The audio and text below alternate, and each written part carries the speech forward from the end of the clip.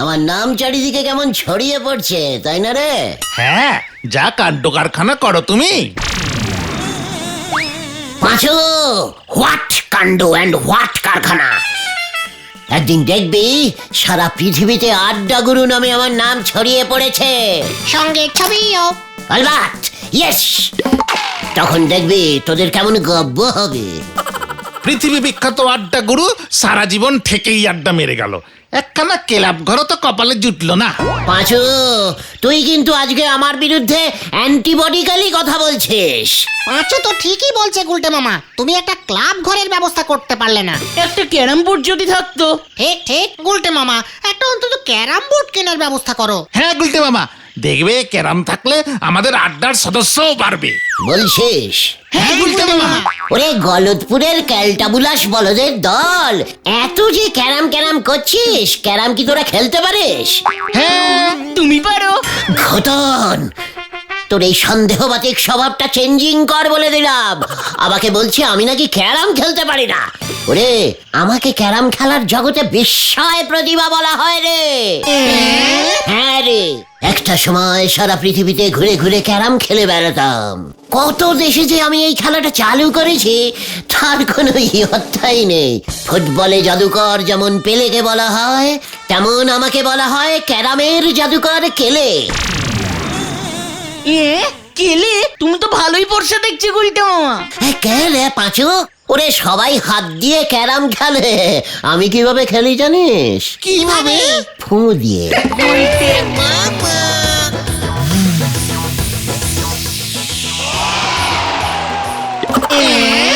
আরে হ্যাঁ রে, স্ট্রাইকারে হাতই দিতাম না, শুধু ফু দিতাম। ক্যারামের 4টে পকেট বাদ দিয়েও আমি আশেপাশে সবার পকেটে গুটি ঢুকিয়ে এক দানেই খেলা শেষ করে দিতাম। গুলটে মামা কি জয়! ও গুলটে মামা, আমাদের একটা ক্যারাম বোর্ড জোগাড় করে দাও না। আরে জোগাড়ের কি আছে, কিনে ফেললেই হলো। টাকা কে দেবে? কেন? গোবিন্দ গুছাইত। ঘন্টা দেবে। হোয়াট ঘন্টা? ভেন্ডি, ঘন্টা তুলে কথা বলবি না বলে দিলাম। চল এক্ষুনি দেখ কিভাবে টাকা আদায় করতে হয়। আবার? ইয়েস, হতাশ হবি না রে পাঁচু, হতাশ হবি না। চলে আয় আমার সঙ্গে। গুলটে মামা।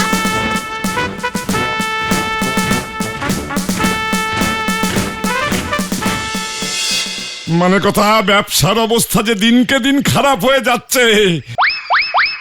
ওরে লোকজন কি গুড় খাওয়া বন্ধ করে দিল নাকি? মানে কথা।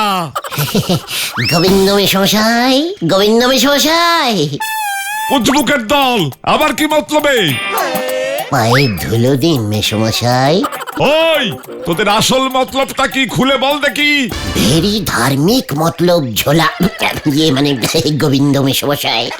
হাইলি পবিত্রাধীন পবিত্রাসু টাইপের মতলব। ওই, এসব আবার কি বলছিস রে? মানে কথা, ব্যবসার সময় মস্করা? এ মা, এত সিরিয়াসটিক ব্যাপার নিয়ে কেউ মস্করা করে মেশমশাই? ওই, তোদের উদ্দেশ্যটা কি বলবি নাকি মানে কথা হরিবল দারোগাকে ফোন করবো?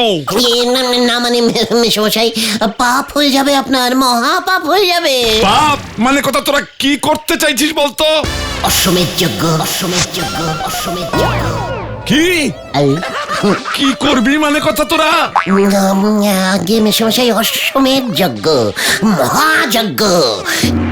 যেভাবে আমাদের গলদপুরে ব্যবসায় সবার লস হচ্ছে, সবার মঙ্গলের জন্য আমি একটা অশ্বমেধ যজ্ঞ করব ভাবছি। আরে কত কষ্ট করে আপনারা ব্যবসা করেন, লস খেলে আমার কষ্ট হয় না বুঝি? তাই আমি এত বড় একটা যজ্ঞের আয়োজন করিতে চলিয়াছি। ও তাই বুঝি? মানে কথা, তা অশ্বমেধ যজ্ঞে তুই ঘোড়া কোথায় পাবি? ঘোড়া?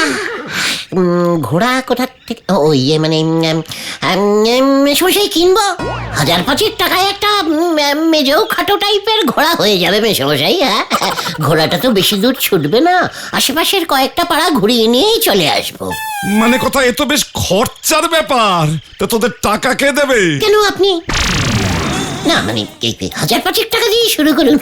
পরে আরো কিছু লাগলে না হয় দেখা যাবে, কি বলিস তোরা? ওই এত বড় সাহস, মানে কথা 1,000-5,000 টাকা নিতে এসেছিস আমার কাছে? বের হ, নয়তো আমি এক্ষুনি হরিবোল দারোগাকে ফোন করব। এই দেখো, এই সব পবিত্র ব্যাপারে আবার পুলিশ কেন? যজ্ঞ তো করবে পুরোহিত, মানে পাঁচুর বাবা ষষ্ঠী পুরোহিত। এই চল তোরা ওনাকে বলি গিয়ে, কত কাজ, চল চল চল। মেসোমশাই খুশি হয়ে দক্ষিণা যা 4-5 টাকা দেবে তাই নিয়ে নিস। আসি মেসোমশাই।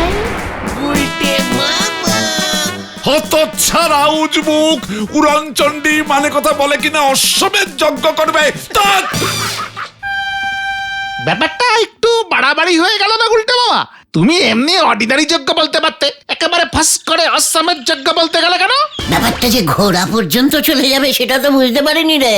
কি অশ্বমেধ যজ্ঞে তো ঘোড়া লাগে, অশ্ব মানে তো ঘোড়া। ইয়ে মানে ভেন্ডি, তুই কি ভেবেছিস আমি জানি না অশ্ব মানে যে ঘোড়া?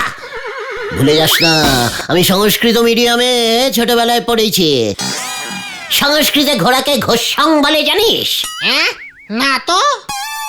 তা জানবি কি করে? অশ্বডিম্ব টাইপের বলদ। ধুর, মাঝখান থেকে আমাদের ক্যারাম বোর্ড কেনাটাই ভন্ডুল হয়ে গেল। এত তাড়াতাড়ি হতাশ হয়ে পড়িস না পাচু। মনে রাখিস, বিশ্বাসে মিলাবে বস্তু, হতাশে বহু দূর। আমার উপরে বিশ্বাস রাখ। ঘটনাটা কোথায়? আড্ডা এত লেটিং করে এলে যে ফাইন বসাতে হবে দেখছি। ওই তো ঘটন। খবর আছে, খবর আছে, খবর আছে। সর্বনাশী খবর নাকি দুঃখনাশী? মাঝামাঝি। আরে খবরটা কি বলবি তো? হেড স্যার নটুবাবু কর্নেল নিবারণ ঢোলকে 5,000 টাকার নগদ পুরস্কার আর গলতপুর চক্র পদক দেবে। কেন? আরে কর্নেল স্যারের সাহসিকতার জন্যে। হোয়াট? কর্নেল বাবু আবার কিসের সাহস দেখালো? সারা জীবন কর্নেল স্যার সাহসের সঙ্গে দেশের শত্রুদের বিরুদ্ধে বুক চিতিয়ে লড়াই করেছেন, তাই। আর তাই ফস করে 5,000 টাকা পুরস্কার ঘোষণা করে দিল হেড স্যার। তাতে তোমার কি? সেই হিসেবে ধরলে তো আমাকে 50,000 টাকা দিতে হয়। কেন? ওরে গলদপুরের পচা গোবর পোড়া বলদ পাঁচু, ওই নিবারণ বাবু সেনাবাহিনীর একজন কর্নেল ছিলেন, আর আমি ছিলাম সেনাপতি। আমার আন্ডারে এমন 100-5 কর্নেল যুদ্ধ করতো, বুঝেছিস?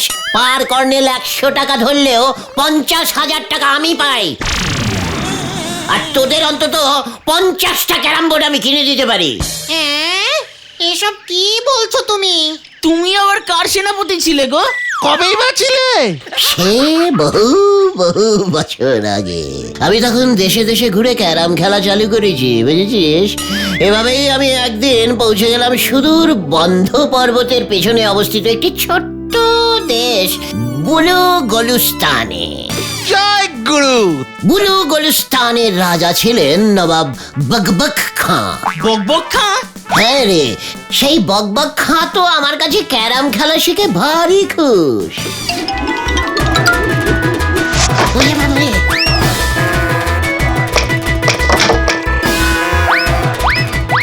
জিত গিয়া, জিত গিয়া, জিত গিয়া। কিন্তু এখানে যুদ্ধ কোথায় গুলটা মামা? ওরে গলদপুরের অধৈর্য বলদ ঘটনা, যুদ্ধ তো এবার লাগবে। তারপর তারপরে তো খুশি হয়ে নবাব বকবক খাঁ সারাদিন আমার সঙ্গে ক্যারাম খেলতে লাগলো।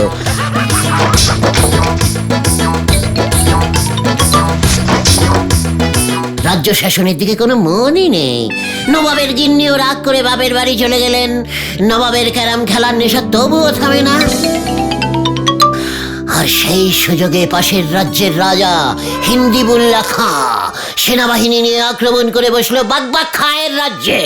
ইস, ক্যারাম খেলার জন্য যুদ্ধ? হ্যাঁ রে, আমার কাছে খেলা শিখেছে না, সেই জন্যে। তারপর কি হলো? তারপর তো ঘটলো সেই ভেরি ক্যালটাবুলাস কেস। বকবক খাঁ তো ভড়কেই গেল। এদিকে হিন্দিবুল্লাহ খান সেনাবাহিনী চলে এসেছে, ওয়েট করছে যুদ্ধের জন্যে। বকবক খাঁ সেনা পাঠায়নি কেন? আরে পাঠাবে কি করে? সেনাপতিও তো যুদ্ধ করতে চাইছিল না, সেনারাও সব বেঁকে বসেছিল। কেন? কেন? কেন? ক্যারামের নেশা ধরে গেছিল তো। সেনাপতি ক্যারাম খেলছে, সেনারাও সবাই ক্যারাম খেলতে ব্যস্ত, যুদ্ধে আর কে যায়? জয় গুরু। তার তারপর যুদ্ধ তাহলে হলো না, বক বক ধরা দিল। আরে না রে চান্দোলা বলদ ভেন্ডে। তাহলে কি হলো, যুদ্ধে কে গেল? কেন আমি? হ্যাঁ রে, বকবক খাঁর ওই বিপদে আমি পাশে গিয়ে দাঁড়ালাম। তোরা তো জানিস আমার পাশে দাঁড়ানোর একটু স্বভাব আছে। তারপর তুমি কি করলে? বকবক খাঁর সেনাপতি হয়ে গেলাম আমি। সৈন্যরা তো সবাই ক্যারাম খেলছিল, তোমার সঙ্গে যুদ্ধে গেল কারা? কেউ নয়, আমি একা। তোরা তো জানিস আমার কি সাহস।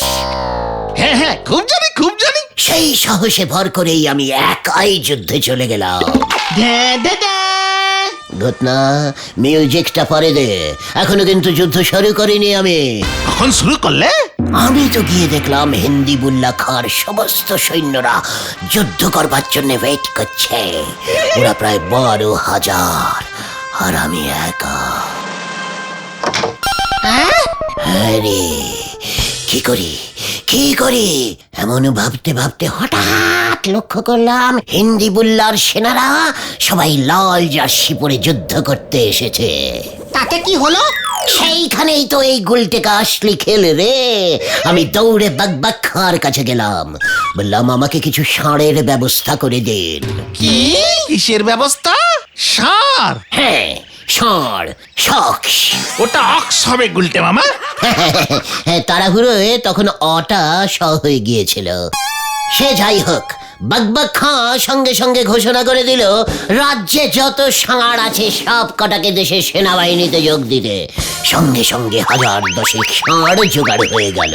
ওই রাজ্যে এতগুলো ষাঁড় ছিল? তাতে তোর কি রে হিংসুটে বলদ ঘটনা?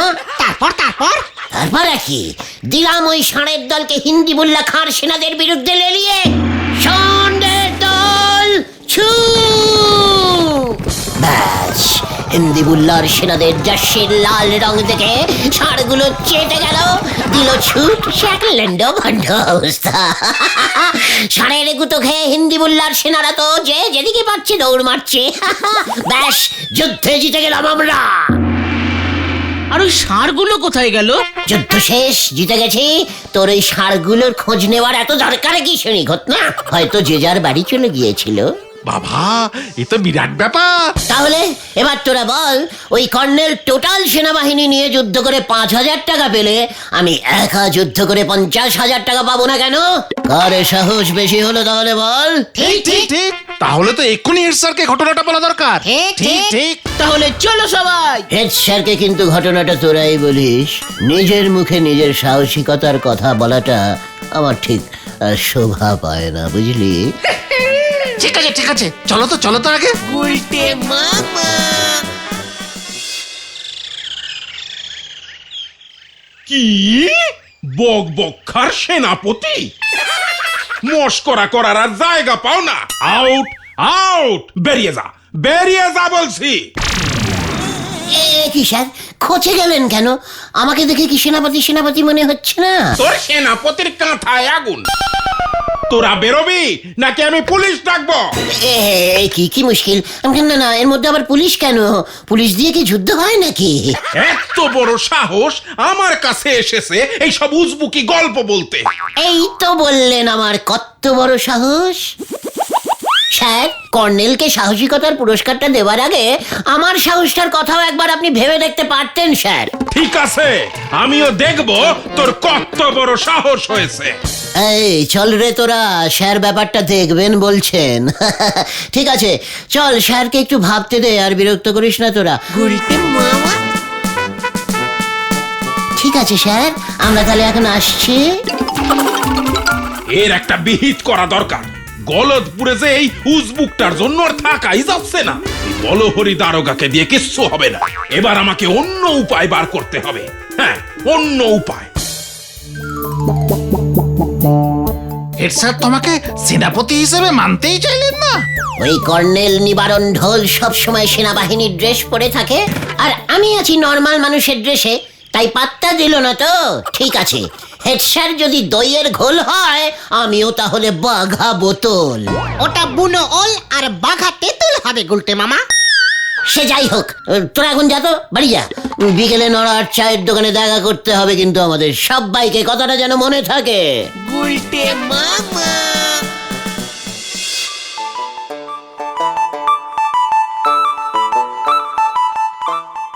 নন্দ ভন্ড গুলছে বাবু কোথায় গেল বলো দেখিনি পাশু ভাইপো। সেটাই তো বুঝতে পারছি না গো। আরে ওইটা কে আসছে? বিনা পয়সায় খাইব না এক কাপ চাও। এসব কি সেজেছ গুলটে মামা? সেনাপতি। এমন বিশ্রী সেনাপতি সেজে বিনে পয়সায় চা খাবে নে বলতেছে। যাক, আমার তবে লাভ হয়েছে। নবাব বকবক খার সেনাপতির কাছে তুই লাভ ক্ষতির হিসেব দেখাচ্ছিস? আমি বিনা পয়সায় এক কাপ চা খাবো না বলেছি, 2 কাপ চা তো খেতেই পারি নাকি? এই যে যা ভেবেছি আমি, তা আপনি কার সেনাপতি সেজেছেন কি বিশ্রী দেখতি। নবাব বকবক খান। তা গুলটে মামা, তুমি এমন পোশাক পরে এসেছো কেন? চল এবার হেড স্যারের কাছে, সেনাপতির ড্রেসে এবার আমাকে দেখুক। ওই নিবারণ বাবু ও কর্নেলের ড্রেস পরা, আর আমিও সেনাপতির ড্রেস পরা। একেবারে শেয়ানে শেয়ানে যুদ্ধ হবে, বুঝেছিস?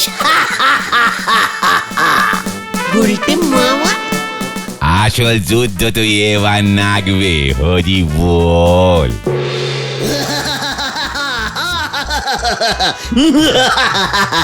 তোর ওই আমি থামাবি নাকি আমি? আমি সাহসী সেনাপতি, ষাঁড় দিয়ে লড়াই করে যুদ্ধ জয় করেছি, ওই পুরস্কার আমি পাইবো। ঠিক আছে, তবে পরীক্ষা হয়ে যাক। কিসের পরীক্ষা? কার সাহস বেশি, তোর না ওই কর্নেল নিবারণ ঢোলে? ঠিক আছে, বলুন কার সঙ্গে যুদ্ধ করিতে হইবে? না না না না, যুদ্ধ টুদ্ধ নয়। ওই ভুবনগোলা গ্রামে যে পুরনো রাজপ্রাসাদটা আছে, সেখানে গিয়ে তোকে আজ রাতটা কাটাতে হবে। তারপর যাবে ওই কর্নেল। আমি দেখব কার সাহস বেশি। রাজপ্রাসাদে রাত কাটানো আমার তো কতদিনের অভ্যাস, আপনি জানেন না। এটা কোনো কাজ হলো? কর্নেল এবার বুঝবে ঠেলা। শুনেছি রাতেও নাকি ওর পোষা বিড়ালটা ছাড়া শুতেই পারে না। ঠিক আছে, আজ রাতেই সেটা বোঝা যাবে। এই নেন গুলটে বাবু, রাজপ্রাসাদে যাওয়ার আগে আমার হাতে শেষ এক কাপ চা খেয়ে যান, পয়সা দিতে লাগবে নে। নড়া, তুই এমন ভড়কামি কথা বললে কিন্তু আমি চা খাবো না বলে দিলাম। এই দেখেন, এই দেখো গো পাশু ভাইপো, আমাদের এই নন্দ ভন্ড গুলটে বাবু এখনই কেমন ভরকে গেছে। নড়া, এই নে তো চাই গেলাস, আমি গেলুম এবার। যাও গুলটে মামা যাও, কাল সকাল সকাল সশরীরে ফিরে এসো কিন্তু। শাশুড়ি রে, ইয়ে মানে তুইও কি সন্দেহ করছিস? তাও আমাকে তোরা যেতে দিবি পাঁচু? আটকাবি না? না না, ক্যারাম কিনতে হবে গুলটে মামা, তোমার সাহসের উপরে আমাদের ভরসা আছে। আমার উপরে নেই। শুনেছি ওই রাজপ্রাসাদে একবার যে ঢুকিছে, সে বের হবে কি নে সে ভরসাও ঠিকঠাক নেই গো। একি তুমি এখনই ভয় পেয়ে গেলে গুলটে মামা? কভি নেই। আমি যাই তাহলে। হ্যাঁ, যাও। এই গেলাম কিন্তু। বললাম তো যাও। কাল সকালে তাহলে দেখা হচ্ছে। কি জানি দেখা হবে কি নে, হরি বল। হরি বাবা গো, কেন যে সেনাপতি হতে গেলাম? আমি আর ভেতরে ঢুকবো না বাবা, বাড়ি গিয়ে ঘুমিয়ে পড়ি। ভোরবেলায় পাড়ায় গিয়ে বলবো রাজপ্রাসাদের ভেতরে খুব মশা ছিল। এই যাই, এইবার পাড়া। সেনাপতি গুলটে গুঁজি, এই তুমি আবার কে? নবাব বকবক খাঁর খাস প্যাদা, নবাবজি আপনাকে অন্দরে ডাকছে। কি বাক্কা আমাকে অন্দরে মানে ওই প্রাসাদের ভেতরে ডাকছে। না না, আমি যাব না। আমি আমার এখন অনেক দেরি হয়ে গেছে, বুঝেছো? আমাকে এখন বাড়ি যেতে হবে। কাল সকালে এসে দেখা করবো পেয়াদাজি। कभी नहीं नवाब का हुकुम तामील करते ही হবে চলুন আমার সাথে। কি বাক্কা কি সত্যি এখানে থাকে নাকি? আমি গেলাম রে, আমি গেলাম। আমি বাড়ি যাব।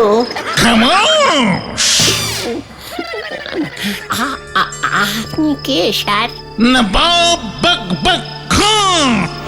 বাক বাক বাক বাক বাকুম বাকুম বাক বাক বাক। খামোশ! তোর এত বড় সাহস, আমার নাম নিয়ে ঝুট কথা বলছিস? আমার নাম ঘুরে আবার 5,000 টাকা হাতানোর মতলব করছিস? বিশ্বাস করুন স্যার, আমি বুঝতে পারিনি আপনি যে আমাদের গলতপুরের পাশের পাড়াতেই থাকেন। আমি কি করে বুঝবো বলুন? খবরটা চলে যাবে আপনার কাছে।